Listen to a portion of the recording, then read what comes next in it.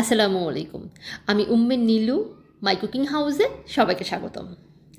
এবার শীতে আপনাদেরকে কাস্ট আয়রনের এই খোলাজালি তাওয়াতে এবং এই যে বড় সাইজের চিতই পিঠা তাওয়াতে আমি কিন্তু পিঠা বানিয়ে দেখিয়েছিলাম।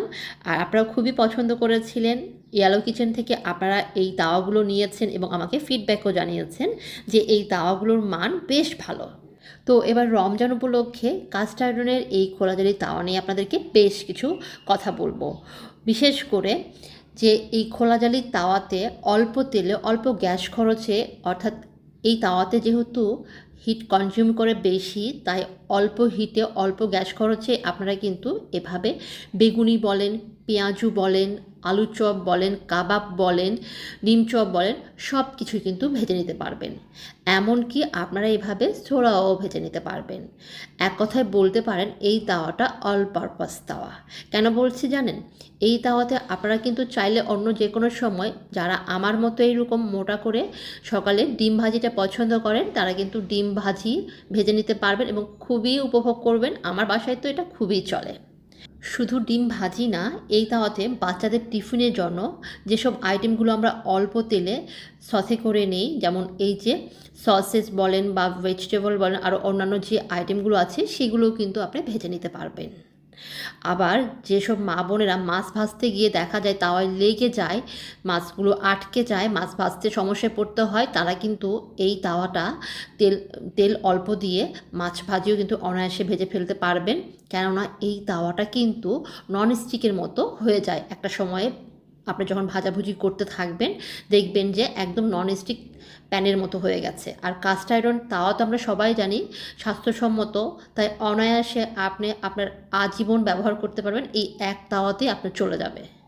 আর এই যে দেখেন চার খোপের যে চিতই পিঠার সাজটা আছে, এই সাজটাতে কিন্তু এভাবে যখন আপনি বেশি করে তেল দিয়ে অনেক কিছু সবসময় ভাজাভুজি করবেন, এই তাওয়াটা কিন্তু শুধু পিঠার জন্যই না, সারা বছর আপনি এভাবে তেল দিয়ে একসাথে 4টা ডিম ভাজি, এছাড়া দেখা যাবে যে বিভিন্ন চপ আপনি যখন এইরকম করে দেন, ভেজিটেবল দিয়ে, আমি ডিম দিয়ে একটু চালের গুঁড়ো দিয়ে এভাবে কিন্তু অল্প তেলের মধ্যে চপের মতো করে ভেজে বাচ্চাদেরকে দিচ্ছি টিফিনের জন্য।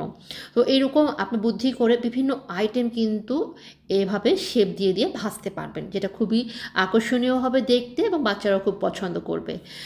যে আইটেমগুলো আমরা গোল গোল শেপ দিয়ে করি, যেমন বিভিন্ন চপ বলেন, বড়া বলেন, কাবাব বলেন, সেই আইটেমগুলো করতে পারবেন খুব অল্প তেলে। আর দেখেন তাহলে কি দাঁড়ালো, এই যে খোলাজালি তাওয়াতে বেগুনি, পেঁয়াজি, ছোলা, ডিম সব কিছুই আপনি করতে পারবেন।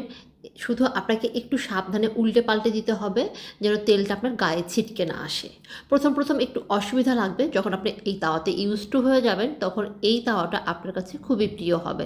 কেননা একদম ননস্টিকের মতো হওয়ার কারণে এই তাওয়াতে যে কোনো ভাজাভুজি কিন্তু খুবই আরামদায়ক। আমার বাসায় তো এই একই খোলাজালি তাওয়া দুটো আছে। দেখা যায় একটাতে আমি সকালে ডিম ভাজি আর আরেকটাতে অন্যান্য সব ভাজাভুজি করি। নতুন গৃহিণীদের জন্য কাস্ট আয়রনের তাওয়াগুলো ব্যবহারের ক্ষেত্রে বলবো, প্রথম প্রথম হয়তো এইরকম দেখবেন যে একটু আটকে যাচ্ছে, ভয় পাবেন না। প্রথম কিন্তু কাস্ট আয়রনের তাওয়াতে একটু এভাবে আটকে যাবে, লেগে যাবে, একটু অস্বস্তি লাগবে। তবে রেগুলার যখন তেল দিয়ে ভাজাভুজি করবেন তখন দেখবেন যে এই তাওয়াটা একদম ননস্টিকের তাওয়ার মতো হয়ে গেছে। তাই ধৈর্য ধরে 2-4 বার একটু তেল দিয়ে এটা সেটা ভাজাভুজি করবেন। আমার মতো আর কে কে আছেন বলেন তো, বড় সাইজের 4 খোপের এই চিতই পিঠার সাজে এভাবে একসাথে 4টা ডিম পোচ করেন? যারা করেন তারা অবশ্যই কমেন্ট সেকশনে লিখে জানাবেন, যেন বাকিরা দেখেও উৎসাহ পায়।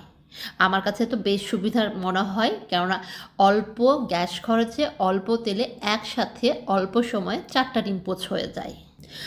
এখন এই তাওয়াটা, এই ভালো মানের তাওয়াটা আপনারা কালেক্ট কোথা থেকে করবেন? আমি ইয়ালো কিচেন থেকে নিয়েছি, চাইলে আপনারাও ইয়ালো কিচেন থেকে নিতে পারেন। স্ক্রিনে ইয়ালো কিচেনের নাম্বারটা দেওয়াই আছে, এছাড়া ওনাদের পেজে গিয়ে আপনি কিন্তু মেসেজ করতে পারেন।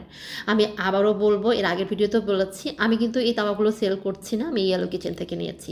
তাই মেসেজটা আপনারা অবশ্যই ইয়ালো কিচেনে দিবেন। সবাই খুব ভালো থাকবেন। এবার রমজানে এই তাওয়া দুটোতে ভাজাভুজি উপভোগ করবেন, আমাকে কমেন্ট সেকশনে লিখে জানাবেন। আজকে পর্যন্তই, আল্লাহ।